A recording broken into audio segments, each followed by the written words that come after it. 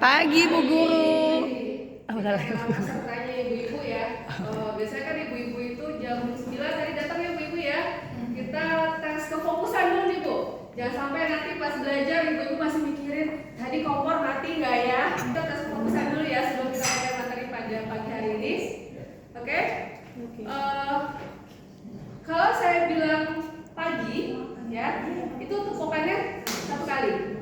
Ya. Kalau saya bilang siang, tepukannya 2 kali. Kalau saya bilang malam, tepukannya tidak berbunyi, tapi dengan nada gitu ya.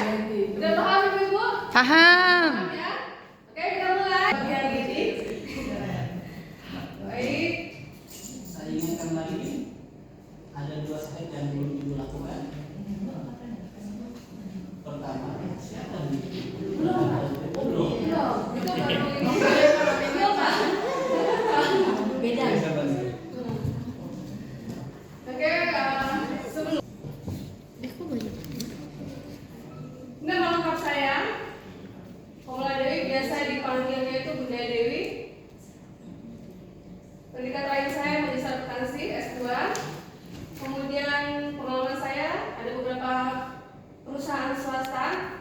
Saya juga menjadi dosen akuntansi, dosen kewirausahaan, guru kewirausahaan, trainer dan mentor bisnis, dan sekarang masih di ISI juga dan pendamping UMKM.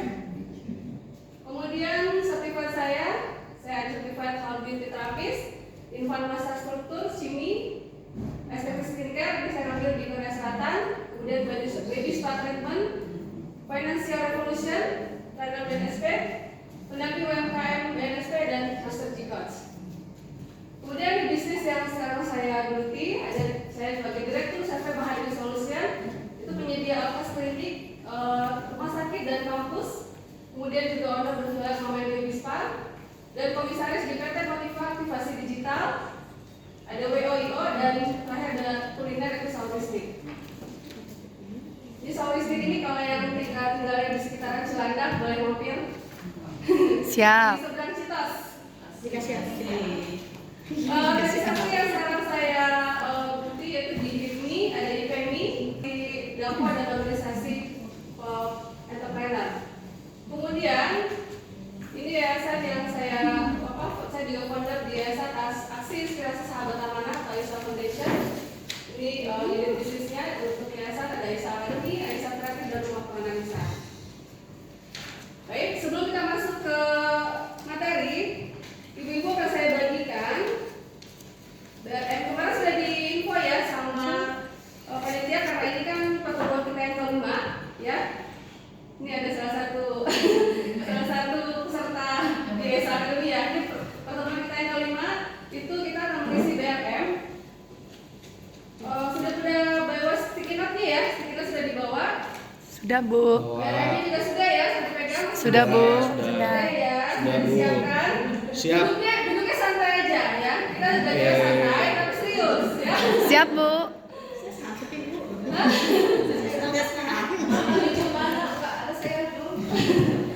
Oke.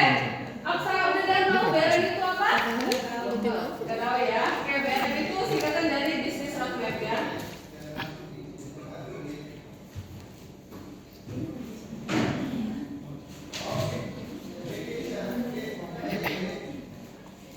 Business Roadmap itu BRM adalah suatu peta. Ibaratnya kalau kita mau berbisnis, gitu ya, kita harus tahu proses bisnis yang akan kita jalani. Jadi, ibaratnya kalau kita mau jalan ke suatu tempat, kita harus tahu nih, sudah pegang dulu petanya.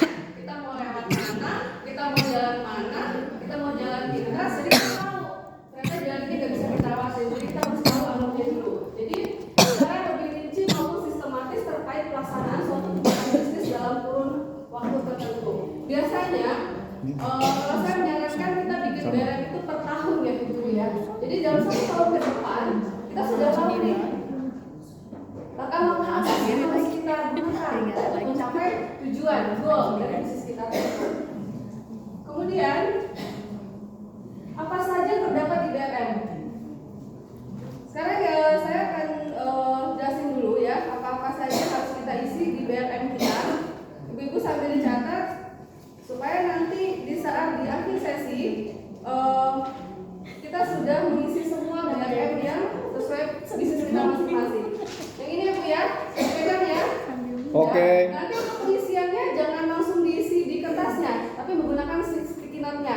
dibawa. Di bawah.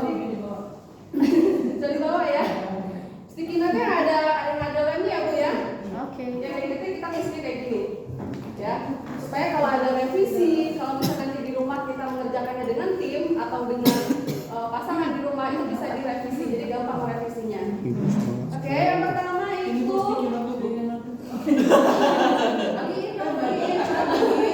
Bisa aja Bapak. Baik. Yang pertama yaitu goal usaha. Jadi di goal usaha ini target omset tahun ini tuh berapa?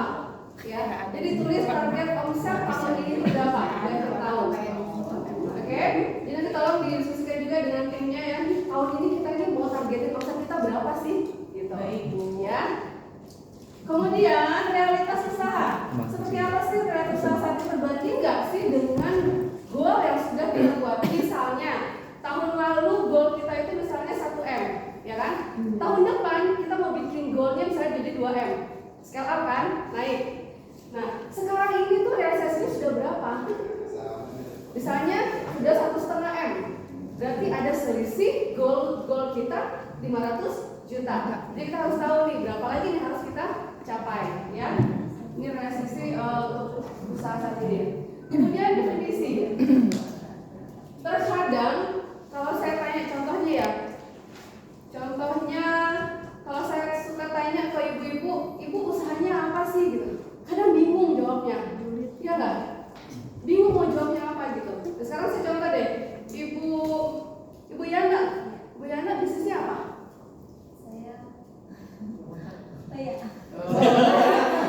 Betul Yana ya. Ya itu salah satu contoh gitu. Definisi bisnisnya itu apa, Mbak Yana? Saya bikin UMKM di rumah, kue dan Bikin UMKM. namanya menjadi salah satu UMKM. Jadi membuat cookies and cake di rumahan, kue rumahan. Kira-kira Bu Erni udah paham belum yang dimaksud sama Ibu Yana? Jawaban dari Ibu Yana itu dengan pertanyaan saya. Kurang detail. Kurang detail ya. Iya. Oke, kita kasih contoh misalnya gini. Apa sih definisi bisnis Anda gitu? Bu Yana apa sih bisnisnya? Bukan ada umroh ya, Bu Yana ya? Oh iya. Iya. Bisnis saya membantu masyarakat untuk bisa berangkat umroh, melaksanakan umroh dengan travel yang harga terjangkau, dengan fasilitas nyaman, ya itu definisi. Jadi di saat orang bertanya Mbak Yana bisnisnya apa, orang langsung nangkep. Oh berarti Mbak Yana ini travelnya umroh. Langsung memberikan saya tuh solusi buat yang bertanya gitu. Berarti saya kalau berangkat umroh, ya udah hubungin Mbak Yana aja gitu. Jadi kalau sudah definisi bisnis kita aja kita bingung, ya kan? Apalagi kita menjalankan bisnis kita. Gitu. Itu contohnya ya. Ya, siap. Kemudian untuk target marketnya, target market usaha kita tuh harus jelas. Dari segi apa? Usia. Misalnya kalau kayak bisnis saya kan ada jualan Mama Baby Spa. Itu yang pasti target marketnya adalah ibu-ibu yang punya bayi. Ibu-ibu yang punya bayi berarti sekitar 21 sampai 40 tahun. Gak mungkin kan target market saya usia 50 tahun, lansia.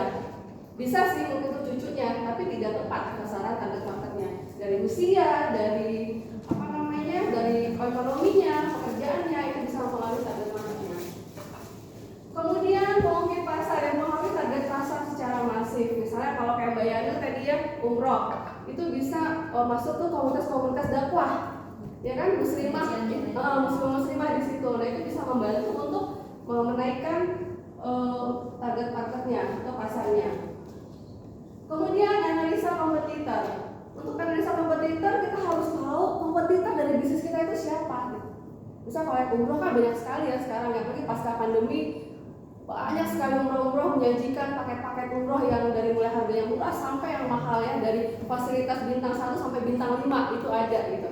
Jadi kita harus tahu kompetitor kita siapa. Di situ kita akan tahu keunggulan mereka itu apa sih gitu. Kelemahan mereka itu apa gitu. Itu akan menjadi untuk bisnis kita sendiri. Untuk sampai di sini sudah catat ya, Ibu ya. Jadi nanti kalau seandainya belum selesai di sesi ini bisa kita diskusikan lagi di sesi ke-6 ya, ke-6 minggu depan. Oke, kita lanjut. Additional value dari produk kita. Tadi itu keunggulan produk kita itu apa?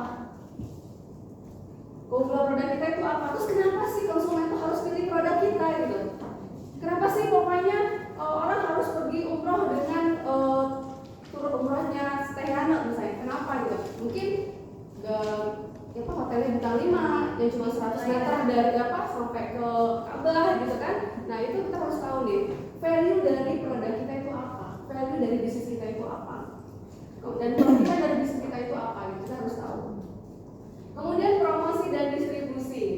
Nah kita harus tahu konten apa yang bisa kita pakai untuk, misalnya kita menggunakan media sosial kan. Media sosial tadi juga udah dibantu sama Ibu Erli ya, perihal bagaimana mengoptimasi media sosial, bisa menggunakan Instagram, Google, atau TikTok ya sekarang itu.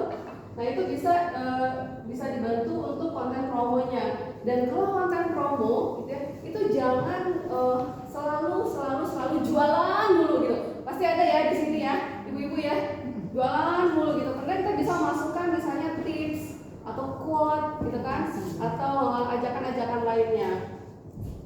Dan yang perlu juga diperhatikan nih, kalau biasanya ibu-ibu nih mut-mutan ya untuk isi kontennya, hari ini nge-share, besok enggak, ya kan Bu? Ya kan? Berasa ya? Tahu aja. Kadang bingung nih, hari ini mau bikin konten apa ya gitu.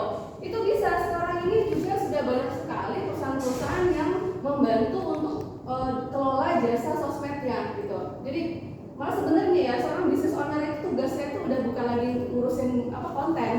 Business owner itu tugasnya udah bagaimana cara mengembangkan bisnisnya gitu. Ya. Kemudian hubungan pelanggan, usaha untuk menghasilkan repeat order. Itu gimana caranya? Ya. Lanjut, income streamnya dari mana saja sumber pemasukannya. Misalnya nih, toko bakery ya. Toko bakery itu ada yang toko offline-nya. Kemudian dia juga punya reseller misalnya, ya kan? Punya reseller. Nah itu dimasukkan di income streamnya. Jadi ada omset dari toko offline, ada dari resellernya, atau misalnya dari titip, ya kan? Ada juga kan jasa titip ke toko-toko toko roti yang besar gitu. Nah, itu dimasukkan semua untuk sumber pemasukan. Kemudian activity pasti ada proses marketing di situ, penjualan, kemudian operasional juga, produksi, finance, kemudian SDM juga. Kemudian keterampilan, kita juga harus memperhatikan keterampilan marketingnya. Kira-kira marketing kita ini, jangan-jangan nih Pak Joko udah punya marketing? Apa Mbak? Langsung ditembak. Kalau ibu-ibunya konsen ya, kalau bapaknya justru nggak konsen nih. Sama-sama lagi kerjain.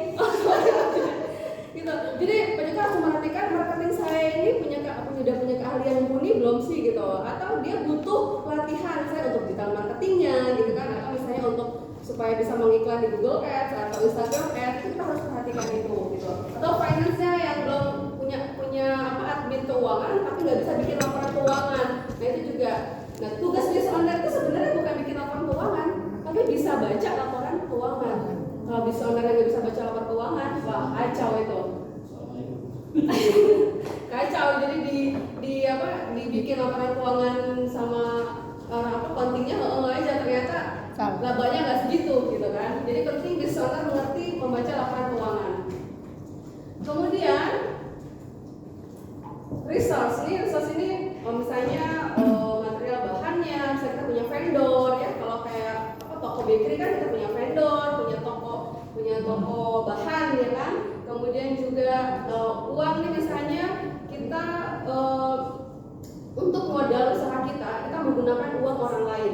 Misalnya kalau Pak Fauzi mungkin anti nih, NTR soalnya Pak ya, anti riba, jadi anti bank gitu.